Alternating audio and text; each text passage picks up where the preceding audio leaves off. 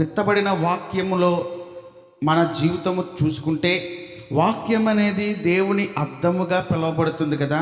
ఒక అద్దం ముందుకు మనం వెళ్ళినప్పుడు మన భౌతికమైనటువంటి ఆకారం ఏ రీతిగా ఉందో అక్కడ ఉన్నటువంటి మిర్రర్ చూపిస్తుంది కదా, అద్దం చూపిస్తుంది. అప్పుడు మనం ఎక్కడైతే మచ్చలు కానీ డాగులు కానీ ఉంటే అది సరి చేసుకోవడానికి అవకాశం ఉంది. What about the spirit? నీ ఆత్మ విషయమై ఏమిటి, ఆత్మ విషయమై కావలసిన అర్థం ఏమిటి అని అడిగితే దేవుని వాక్యము. నేను అనుకుంటూ ఉన్నాను, గతించిన 5 రోజుల్లో దేవుని వాక్యము అర్థముగా నీ ముందు పెట్టబడింది కదా. ఒక్కసారి ఈ విత్తబడిన ఈ 5 రోజుల వాక్యము ఈరోజు రేపుతో కలిసి మీరు దాన్ని ముందు పెట్టుకొని ఒకసారి నీ స్థితి ఏ రీతిగా ఉందో, నీ రూపము, నీ ఆకారము, నీ విధానం ఏ రీతిగా ఉందో ఒకసారి పరిశీలన చేసుకోండి. నాతో పాటు నేను కూడా పరిశీలన చేసుకుంటాను, నాతో పాటు మీరు కూడా పరిశీలన చేసుకోండి. ఎవరు ఎక్కడ తొట్టిల్లిపోతూ ఉన్నామో, ఎవరు ఎక్కడ వాక్యం ప్రకారంగా నిలబడలేకపోతున్నామో, ఒకవేళ దేవుని రాకడ సమీపమైతే నియమ ప్రకారముగా పోరాడువాడు మాత్రమే ఆయన రాజ్యంలో ఉంటాడు. దేవునికి స్తోత్రం, హల్లెలూయా.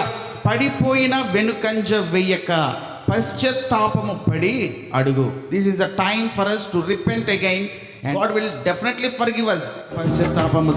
పశ్చాత్తాప హృదయముతో, ప్రభువా పడిపోయినాను తండ్రి, వెనుకంజ వేశానయ్యా, ఇప్పుడు నీ యొద్దకు వచ్చాను, తిరిగి నన్ను సమకూర్చు, తిరిగి నన్ను భద్రపరచు, తిరిగి పడిపోయిన చోట్ల తిరిగి నన్ను నిలవబెట్టు ప్రభువా. నీ మాటకు ఒక్కటే ఆ శక్తి, ఆ అధికారం ఉంది తండ్రి, సహాయం చేయండి అని అడుగుతారా? మరొకసారి పడిపోయిన వెనుకంజ వేయక,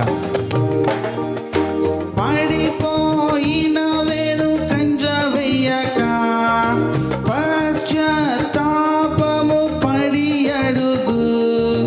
పడిపోయిన వెనుకంజ వేయక పశ్చాత్తాపము పడి అడుగు. నిన్ను క్షమించును నీ ప్రభువే, నీవు ఎవరికి భయపడకు. నిన్ను క్షమించేదా ప్రభువే, నిన్ను క్షమించును నీ ప్రభువే, నీవు ఎవరికి భయపడకు. ఆకాశమందు నీ ఉండగా నీవు ఎవరికి భయపడను. నీవి లోకములో నాకుండగా నేను దేనికి భయపడను. నీవి లోకములో నాకుండగా నేను దేనికి భయపడను. చివరిసారిగా ఆకాశమందు, ఆకాశమందు నీ ఉండగా నేను ఎవరికి భయపడను. నీవి లోకములో నాకుండగా నేను దేనికి భయపడను. నీవి లోకములో నాకుండగా నేను దేనికి భయపడను. నీవి లోకములో నాకుండగా నేను దేనికి భయపడను. నీవి లోకములో నాకుండగా నేను దేనికి భయపడను. దేవునికి స్తోత్రం కలుగునుగాక. Praise the Lord. చక్కని పాట పాటకు దేవుడు మనకు అవకాశం అనుగ్రహించినందుకు ఆయన ఘనమైన శ్రేష్టమైన నామానికి వేలాది వందనాలు. మరి ఈ దినము కూడా మీ విలువైన సమయాన్ని కేటాయించిన మీ అందరి ప్రేమను బట్టి కూడా, బాధ్యతను భారమును బట్టి కూడా, వాక్యము పట్ల ప్రార్థన పట్ల ఉన్న ఆసక్తిని బట్టి దేవుణ్ణి ఎంతగానో నేను స్తుతిస్తూ ఆయన నామాన్ని ఘనపరుస్తున్నాం. Praise lord. దేవుని వాక్యము ముందు చెప్పబడినట్లుగా ఒక అద్దము వంటి వాక్యము. ఆ వాక్యములో మనము ఎంతో మనకు ఉన్నది ఉన్నట్లుగా కనిపింపజేస్తూ ఉంటుంది.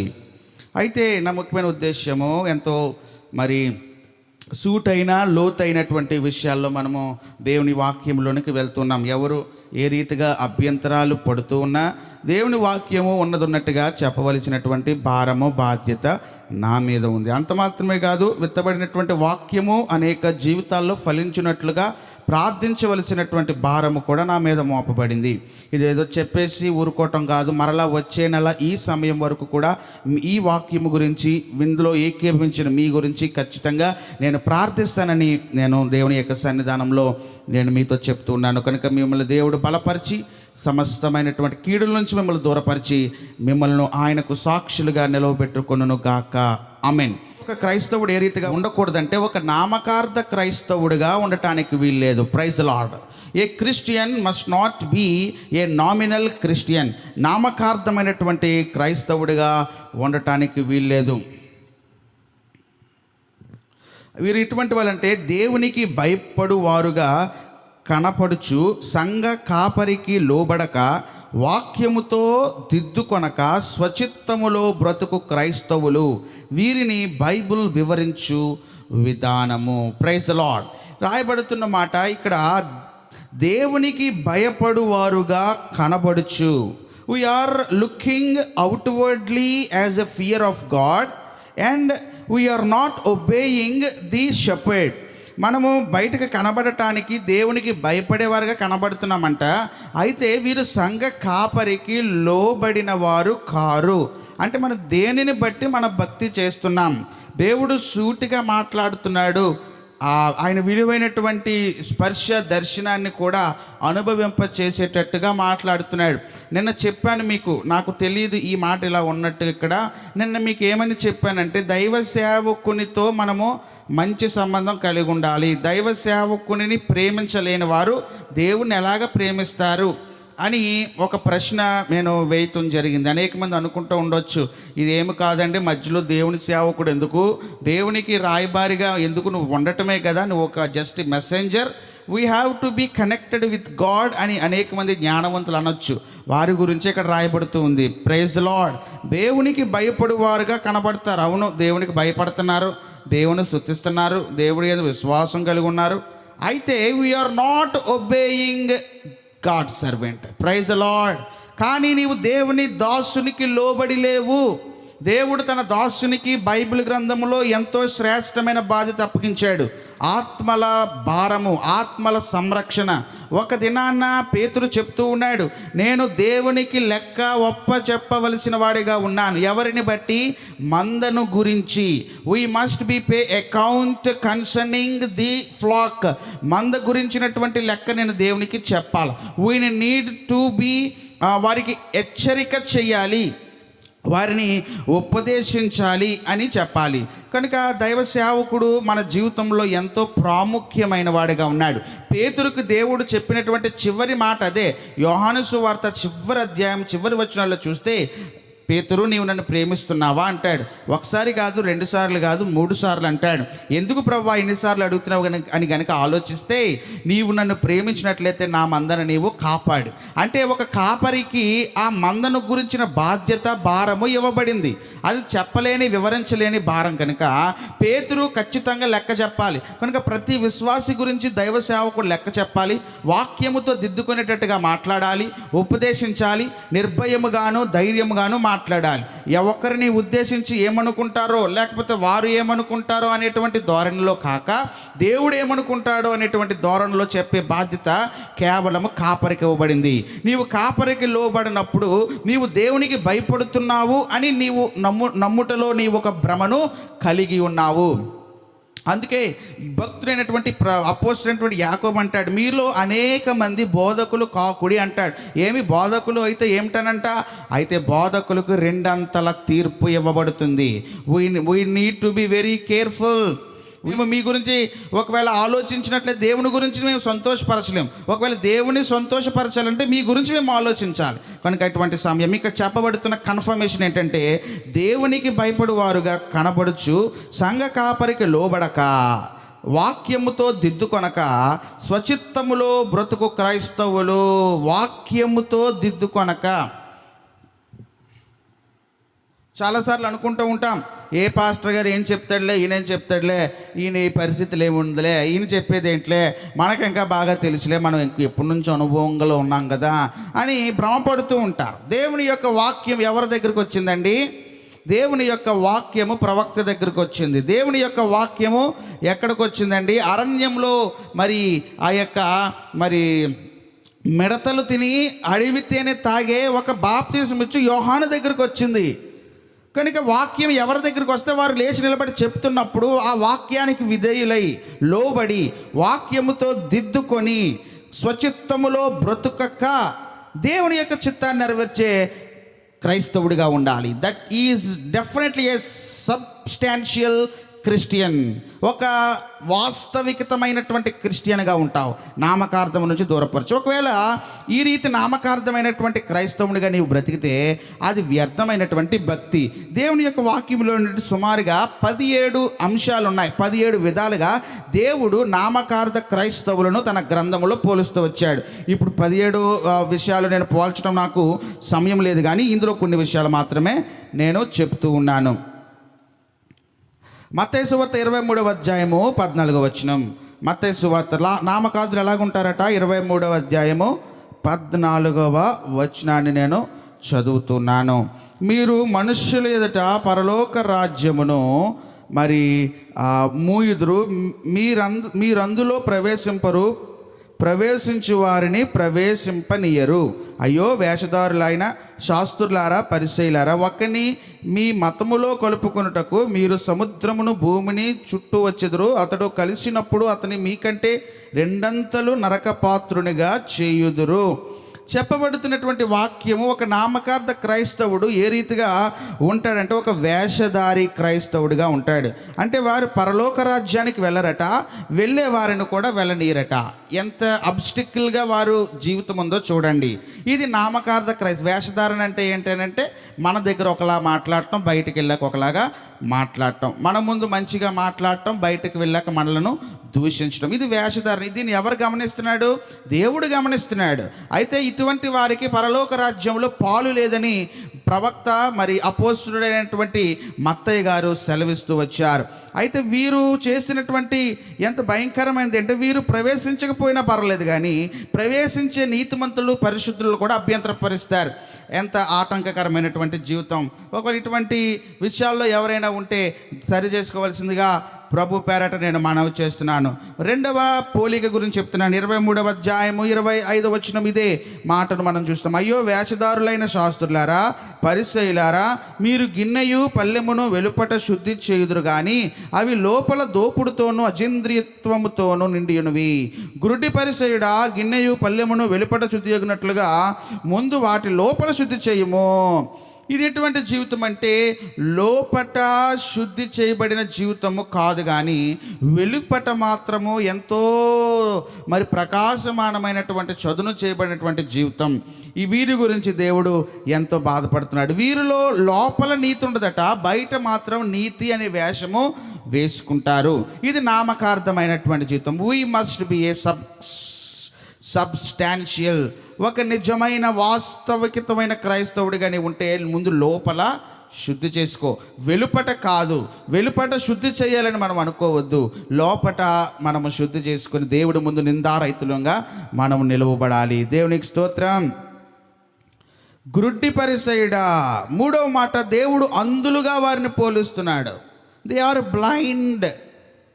వారు దేవుని విషయమై భయం లేక, సంఘ కాపరి చెప్పేటువంటి వాక్యం విషయమై దిద్దుకొనక వారు గురుడ్డి భక్తుల వలె తయారవుతున్నారు. ఇంకా వారికి మరి బయట పూజించేటువంటి భక్తులకు ఏ విధమైనటువంటి పోలిక లేదు. వారు ఎంత గుడ్డితనంతో పూజిస్తారో తమ దేవుళ్ళను, దేవతలను, ఒక క్రైస్తవుడు జీవము కలిగిన దేవుడిని ముందు పెట్టుకొని నీవు చేసేటువంటి మంచి బట్టలు వేసుకొని పరిశుద్ధమైన జీవితం వేసుకొని వచ్చి చేసే భక్తి వాటితోటే సమానం. ఎందుకంటే నీకు లోపల ఏమి లేదు, శుద్ధి లేదు. మేడిపండు చూడు మేలుమయుండును, పొట్టబిప్పు చూడు పురుగులుండు. ఇటువంటి జీవితం కలిగిన వాడు దేవుని రాజ్యంలో ప్రవేశించుట ఎంతో కష్టమైనటువంటి విధానంలో మనం జ్ఞాపకం చేసుకోవలసినటువంటి వారమై ఉన్నాం. వీరు మనుష్యుల ఎదుట నీతిమంతులుగా కనబడటానికి ఇష్టపడతారు. మనుష్యుల ఎదుట కొంతమంది ప్రతిదినం ప్రార్థన చేసుకోవడానికి వస్తారు, ప్రతిదినం ఏదో సమర్పించుకోవడానికి లేదా ఇంటి కార్యక్రమాలు. అయితే వారిలో ఉన్నటువంటి తప్పు ఏంటంటే వారు బయటికి మాత్రం ఎంతో బాగా అయితే వారి బంధువులను కానీ సంఘాన్ని కానీ తెలిసిన వారిని కానీ అయిన వారిని కానీ అడిగితే వారి గురించి మనం వినలేం, మన శక్తి సరిపోదు. ఎందు నిమిత్తమై ఈ రీతి మరి వేషధారణ భక్తితో అర్థం అవట్లేదు. నామినల్ క్రిస్టియానిటీ ఎందుకంటే వేస్ట్. ఈ నామినల్ క్రిస్టియానిటీ చేసే బదులు బయట మరి మతాల్లో కులాల్లో కలిసిపోయి వారి దేవుని పూజించడం మేలు. ఎందుకంటే ఒక రకమైన భయం అన్నా ఉంటుంది. ఈరోజు క్రైస్తవుడికి ఏం లేదు, భయము లేదు, భక్తి లేదు. బయట వాడికి ఏముంటుంది, భయం ఉంటుంది. వాడికి భక్తి తక్కువైనా భయం ఉంటుంది. ఏంటంటే ఎంతో నీతిగా నియమంగా వారు బ్రతుకుతారు, చేస్తారు కనుక వారి నివాస స్థలాన్ని వారి నీతిని బట్టి దేవుడు ఆశీర్వదిస్తున్నాడు. ఎందుకు క్రైస్తవుడు ఆశీర్వదించబడలేకపోతున్నాడు అంటే వాడిలో నీతి లేదు, అంత మాత్రమే కాదు భయం లేదు, భక్తి అంతకంటే లేదు. ఈరోజు అనేక మంది జీవితాల్లో చూస్తాం, భయం లేని జీవితం చూస్తాం. It is a great terrible condition while we're remembering about them. వారి గురించి ఆలోచించినప్పుడు ఎంతో భయము బాధ అవుతుంది. దేవుడు భయం లేదే ప్రజలకు. ఈరోజు క్రైస్తవులకి దేవుని భయం లేదు. ఎప్పుడైతే నువ్వు భయపడతా ఉంటావో ఆయన చిత్తాన్ని నెరవేరుస్తావు. ఎప్పుడైతే భయపడతావో దేవునికి ఇష్టం లేని క్రియల నుంచి నువ్వు దూరపరచబడతావు. ఎప్పుడైతే నువ్వు భయపడతావో నీలో పాపం ఉండదు. ఎప్పుడైతే నువ్వు భయపడతావో సంపూర్ణంగా సమయానికి లేచి ప్రార్థించి ఆయన చిత్తాన్ని నెరవేర్చడానికి ఇష్టపడతావు. ఈరోజు నామకార్థ క్రైస్తవులుగా భయం లేని వారంగా మనం ఉండొద్దు. దేవుడు చూడలేడు, దేవుడు చూస్తాం లేదులే, దేవుడు ఏమీ చేయడం లేదులే అని అనుకునే జీవితంలో సమయంలో మనం లేం. ఒక్కసారి దేవుడు కాన్సన్ట్రేషన్ చేస్తే ఇంకా చూసుకోవడానికి ఏమీ లేదు మనకి. కనుక నీవు వేషధారి వలె ఉండడానికి వీలు లేదని దేవుని పేరట నేను మనవి చేస్తున్నాను. మరొక మాట మనం చూసినప్పుడు మార్గము తప్పి తిరుగు చుక్కలు పోలి ఉన్నారు. యూదాపత్రిక 12వ వచనంలో మనం చూస్తే మార్గము తప్పి తిరిగేటువంటి వర్ణామకాత క్రైస్తవులు అంటే వారు ఎంతో భక్తి చేస్తున్నారు, ఎంతో ఇది చేస్తున్నారు, కానీ వారి గురి గమ్యము నిర్దేశించబడిన నియమింపబడిన ప్రకారంలో వెళ్ళలేదు. కనుక నామకార్థము నుంచి మనం దూరపరచబడాలి. You have to come be very perfectly deeply into the Christianity. ఒక ఆంటీ గారు చెప్తూ వచ్చారు, బాబు నన్ను పలానా మరి కార్యక్రమానికి ఆ యొక్క పెద్ద కర్మకు నన్ను పిలిచారు, కుటుంబం అంతా పిలిచారు, ఎంతో అభ్యంతరపరిచారు. మీరు తినరు నాకు తెలుసు, మీరు తినకపోతే నేను ఊరుకోనని ఎంతగానో గొడవ పెట్టాడట. ఆ తల్లిగారు అన్నారట, బాబు మీరు ఏమనుకుంటే అది అనుకోండి, మీరు ఏం తలంచినా పర్వాలే, కానీ రేపు అన్న రోజు నేను దేవునికి లెక్క చెప్పాలి. దేవునికి స్తోత్రం. భయము ఒక నామకార్థ క్రైస్తవునికి భయం ఉండదు, కానీ ఒక క్రైస్తవునికి భయముతో చెప్తుంది ఆ సహోదరి గారు, నువ్వు ఏమన్నా అనుకో పర్వాలేదు, నీతో నాకు సహాయము సమయము లేమనుకున్న దూరమైనా పర్వాలేదు, కానీ నేను దేవునితో నేను పెట్టుకోలేను. Praise the lord. మరొక మాట చూసి సున్నము కొట్టిన గోడ, సున్నము కొట్టిన సమాధులతో దేవుడు పోల్చాడు. ఎవరిని? నామకార్థ క్రైస్తవుల్ని. వారు లోతైనటువంటి అనుభవంలోని వారు లేని కారణం చేత దేవుడు వారి విషయమై ఎంతో దుఃఖపడేవాడిగా ఉన్నాడు. కనుక ఈయన మా యాత్ర జీవితంలో నామకార్థమైనటువంటి క్రైస్తవుల నుంచి జీవము కలిగిన దేవునికి లోబడేటువంటి క్రైస్తవులోనికి మనం వచ్చుట చాలా మంచిది. కనుక నామకార్థ క్రైస్తవులు ఏ రీతిగా ఉంటారో కొన్ని విషయాలు మీతో పంచుకున్నాను. అయితే నిజమైన క్రైస్తవుడు ఎలాగుంటాడంటే హానోకు వలె దేవునితో నడిచేవాడిగా ఉంటాడు. Praise the Lord. హానోకు 300 సంవత్సరాలు దేవునితో నడిచాడు, మరణము కూడా చూడకుండా వెళ్ళిపోయాడు. ప్రియులారా, ఎవరైతే దేవుణ్ణి చూస్తారో వారికి మరణం ఉండదు. అవును, రెండవ మరణము క్రీస్తునందున్న వారికి ఉండదు, ఒక భౌతికమైన మరణమే. ఎంత శ్రేష్టమైన ఉదాహరణగా హానోకు మారుతూ వచ్చాడు. నోవహు ఒక్కడే తన తరములో నీతిమంతుడిగా నిలబడ్డాడు, కానీ అక్కడ ఉన్నటువంటి వారు ఎవ్వరూ కూడా నీతిమంతులుగా లేరు. దేవుడు ఎవరిని లేపుకున్నాడు? నోవహుని లేపు. ఈరోజు మన బంధువులు బట్టి, లేకపోతే మన కులపోళ్ళు బట్టి, మన యొక్క ఇరుగు పొరుగులు బట్టి, లేకపోతే అయిన వారిని బట్టి, భర్తను బట్టి, భార్యను బట్టి, పిల్లలు బట్టి నీ భక్తి ఆధారపడి ఉందా? నీ విశ్వాసం ఆధారపడి ఉందా? నీ నీతి ఆధారపడి ఉందా? నీ భయం ఆధారపడి ఉందా? అలాగైతే నీవు నామకార్థ క్రైస్తవుల్లోనే ఉన్నావు, నిజమైనటువంటి క్రైస్తవుడిగా నీవు లేవు. నోవహు తన బంధువులు ఉన్నారు కదా అక్కడ చుట్టుపక్కల, అందరూ ఉన్నారు, కానీ నోవహు మాత్రం దేవుని విడిచిపెట్టలే. నోవహు దేవుని దృష్టికి నిందారహితుడుగా ఉన్నాడు. ఎప్పుడు ఆ తరము అంతటిలో, తరం అంటే ఎన్ని లక్షల మంది ఉంటారు, ఆ తరములోనే నోవహు నీతిమంతుడుగా ఉన్నాడు. దేవుడు తను విడిచిపెట్టలే. ఈజ్ ఏ సబ్స్టాన్షియల్ క్రిస్టియన్, వాస్తవికమైనటువంటి క్రైస్తవుడిగా పిలువబడుతున్నాడు. అబ్రహాము ఒక్కడే అన్నీ వదులుకొని వచ్చాడు. దేవుడు పిలిచాడు కదా, దేవుడు ఎక్కడికో రమ్మన్నాడు కనుక అన్నీ విడిచిపెట్టుకొని విశ్వాసంతో వచ్చాడు. నా దేవుడు ఏం చేసుకుంటాడు, నన్ను ఆశీర్వదిస్తాడు, నన్ను దీవిస్తాడు, ఒకవేళ నన్ను ఏమి చేసుకున్నా పర్వాలే. అటువంటి సమర్పణతో వచ్చిన అబ్రహాము తన బంధు జనాంగాన్ని, తన తండ్రి ఇంటిని, తన మనస్తత్వాన్ని, తన పితరులను, తన ఆస్తిని, ఐశ్వర్యాన్ని, తన ఇక విగ్రహాలను అంతటినీ విడిచిపెట్టి దేవుడు ఎక్కడికి వెళ్ళమన్నాడో తెలియదు, నడుచుకుంటూ వచ్చేసాడు. అయితే దేవుడు తనను ఏం చేశాడంటే జనములకు తండ్రిగా చేశాడు, విశ్వాసులందరికీ కూడా తండ్రిగా చేశాడు. అంతే మాత్రమే కాదు, అతని గురించి సాక్ష్యం పలుకుతున్నాడు, అబ్రహాము నా స్నేహితుడు. Praise the Lord. స్నేహితుడు అనే మాట ఎంతో విలువైనటువంటి మాట కదా. ఆపత్కాలంలో స్నేహితుడు మనకు ఎంతో సహాయం చేస్తాడు. మంచి స్నేహితుడు ఓదారుస్తాడు, ప్రక్కన ఉంటాడు. కానీ ఒక మనిషి స్నేహితుడిగా ఉంటాడు. కానీ అబ్రహాం లాంటి విశ్వాసం కలిగిన నిజమైన క్రైస్తవుడికి, దేవునికి భయపడేవాడికి మాత్రం దేవుడికే స్నేహితుడు అయిపోయాడట. ఎంత అద్భుతమైన జీవితం విడిచిపెట్టుకొని వచ్చాడు. సంపూర్ణంగా దేవుడి యొక్క స్నేహితుడిగా పిలువబడుతున్నాడు. మోషే ఒక్కడే ఐగుప్తు సైన్యమును మొత్తానికి ఎదురుగా నిలవబడి దేవుని ప్రజలను నడిపించాడు. వాస్తవంగా వారితో పోరాడాల్సింది ఎవరు? ఐగుప్తీయులతో పోరాడవలసింది ఇశ్రాయేలీల ఎదురు తిరిగి వారిని నిలవబెట్టాలి. ఒక్కడే ఏం చేస్తాడు? ఎప్పుడైతే ఐగుప్తు యొక్క ధనము, ఐగుప్తు యొక్క శక్తి సామర్థ్యము తనకు అక్కరకు రాదు, దేవుని యొక్క బిడ్డలతో నాకు శ్రమయే మేలని సంపూర్ణమైనటువంటి సమర్పణతో ఎప్పుడైతే మోషే వచ్చాడో సంపూర్ణంగా మోషేను దేవుడు ఆదరించాడు, నిలవబెట్టాడు.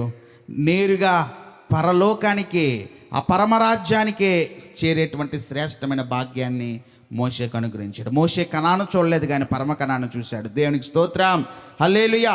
మోషే పెద్దవాడైనప్పుడు విశ్వాసమును బట్టి ఐగుప్తు ధనము కంటే క్రీస్తు విషయమైన నింద గొప్ప భాగ్యమని ఎంచుకొని, క్రీస్తు విషయమైన నింద నాకు కావాలి.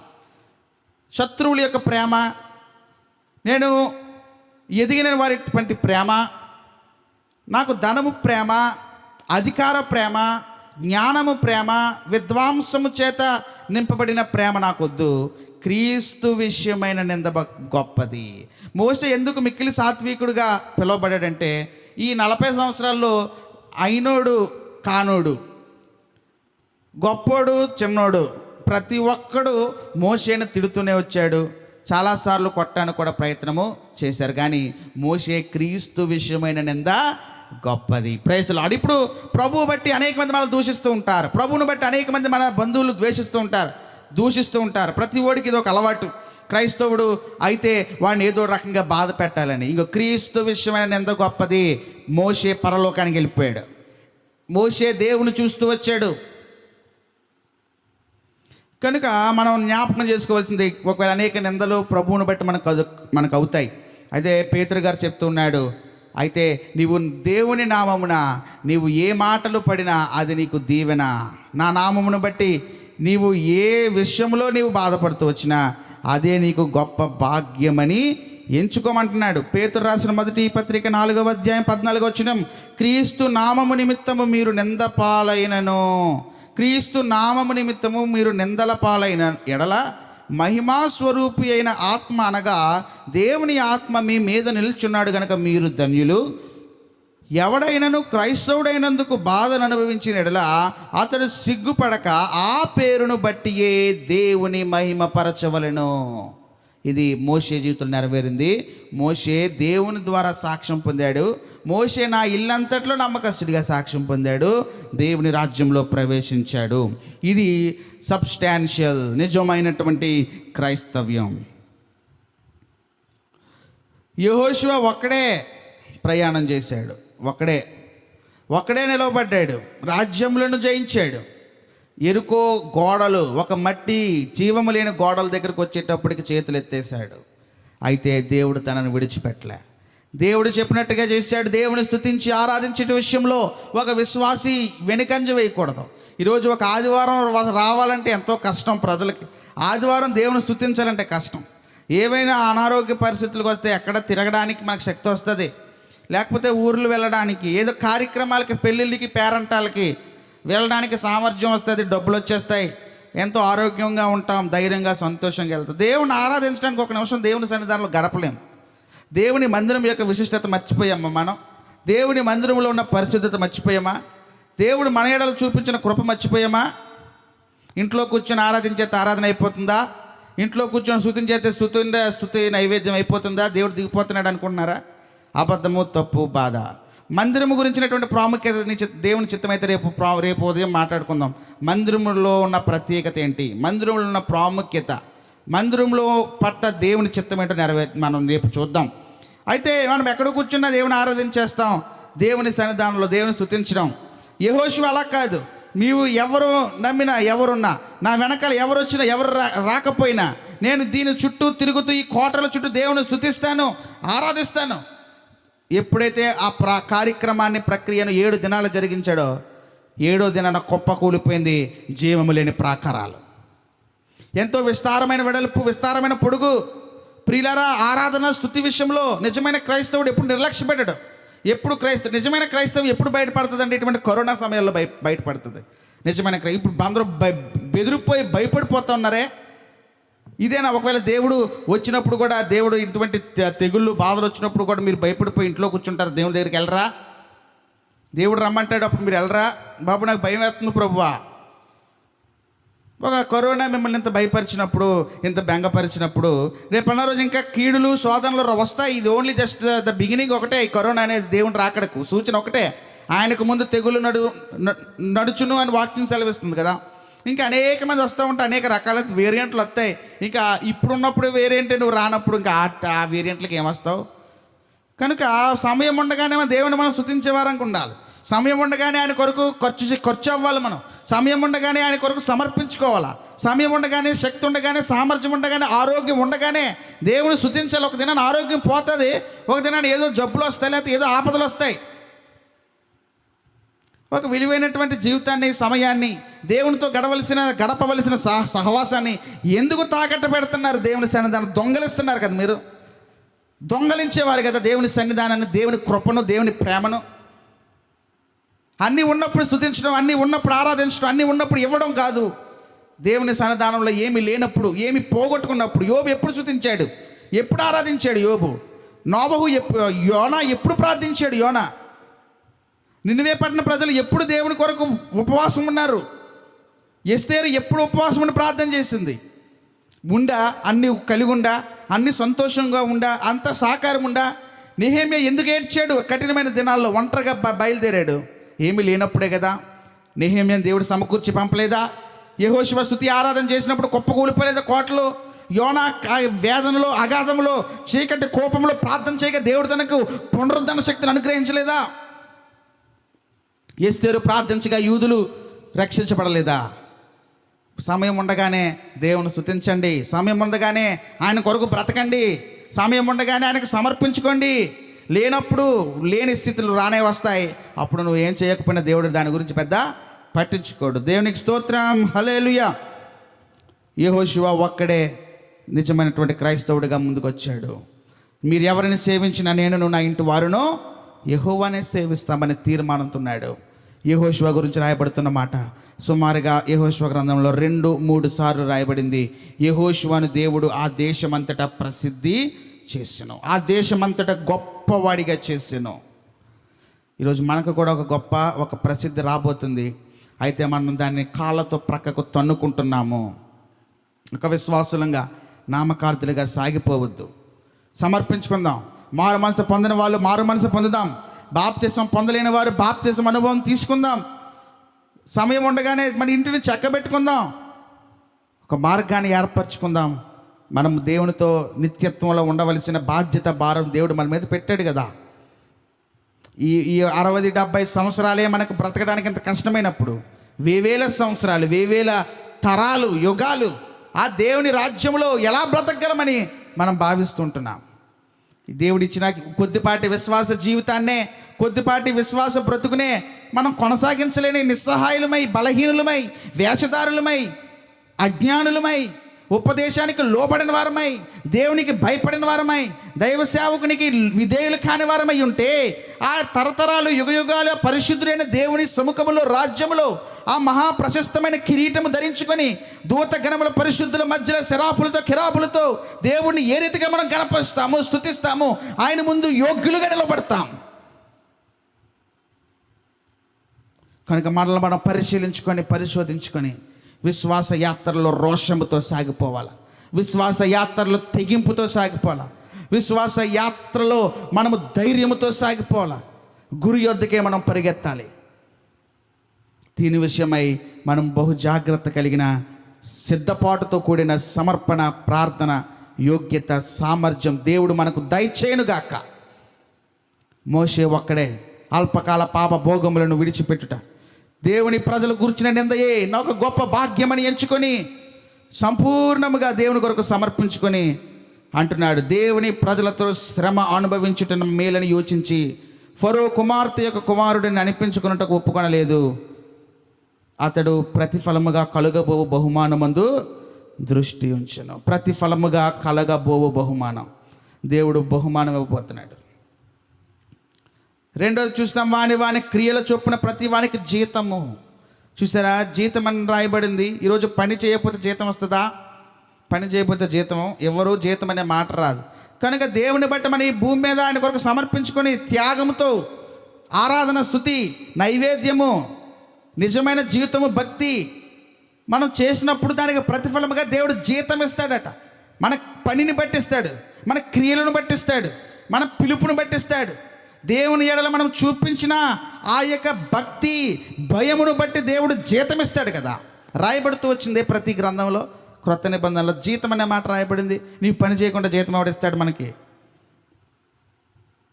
కనుక నిజమైనటువంటి క్రైస్తవులుగా పని చేసేటువంటి వారంగా ఉండాలి. యాకోబు ఒక్కడే ఇశ్రాయేలీల 12 గోత్రాలకు తండ్రి అయిపోయాడు. ఒక్క దినము దేవునితో పెనుగులాడటం నేర్చుకున్నాడు, దేవునితో పోరాటం నేర్చుకున్నాడు, సమస్తాన్ని విడిచిపెట్టి తన మోసపు జీవితాన్ని విడిచిపెట్టాడు. ఈరోజు క్రైస్తవుడిగా నీవు నిజమైన క్రైస్తవుడిగా ఉండాలనుకుంటున్నావా? మోసపు జీవితాన్ని విడిచిపెట్టు.